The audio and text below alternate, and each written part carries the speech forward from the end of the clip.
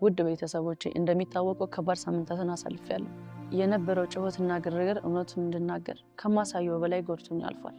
እናም ጋይስ በጸጥታና በልቀት ዝም ብዬ የቆየሁበት ምክንያት በዛ ሰዓት ስሜታዊ ሆኜና ነገሮችን ተረጋግቼ በማሰብ እናም በህጋዊ ሁኔታ ነገሮችን ማስኬድ ስለፈለኩኝ ነው። እናም በፍቅርና በትህትና ከኔ ጋር አብራችሁ የቆያችሁ ሳዝን አዝናችሁ ከአጠገቤ ከጎን ለነበራችሁ በጣም አድርጌ አመሰግናለሁ። መልእክታችሁና ጸሎታችሁ ድጋፋችሁ በልቤ ውስጥ አለ፣ አልተረሳም። ማን እንደሆንኩኝ እንዳረሳ አድርጋችሁኛል። በመቀጠል ለወደደኝና ላከበረኝ በብዙ መንገድ ደስተኛ ላደረገኝ አዶናይና ለእሱ ደጋፊዎች ይቅርታ ማለት እፈልጋለሁ። በእኔ ቦታና ዙሪያ የነበረው ጫጫታ፣ በእናንተም ላይ የተፈጠረው ግርግርና ችግሮች፣ ሁኔታዎች በተፈጠሩ ሰዓት የነበርኩበት ጸጥታዬ ወይም ስሜታዊ እርቀቴ ማንንም ካሳዘነ ከልብ ይቅርታ ማለት እፈልጋለሁ።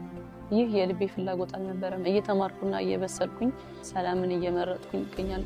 እናም ቤተሰብ በፍቅር በኃላፊነትና በሰላም ወደፊት ለመጓዝ ስራ ላይ ነው። ከኔ ጋር ለነበራችሁ አብራችሁኝ ከኔ ጋር ላዘናችሁ በጣም አመሰግናለሁ። እወዳችኋለሁ።